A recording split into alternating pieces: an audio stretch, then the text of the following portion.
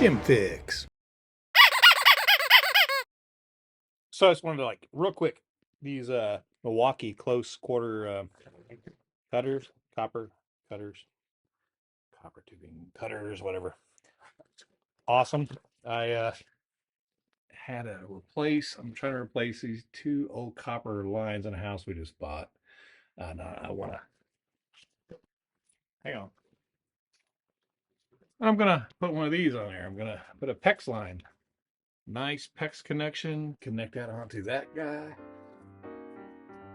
In my mind's eye, I thought I had much tighter space back there, so I bought these little close quarters cutters.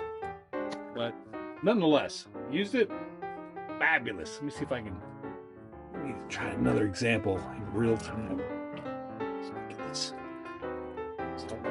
See, there we go. Good snapshot on there. See, maintain pressure.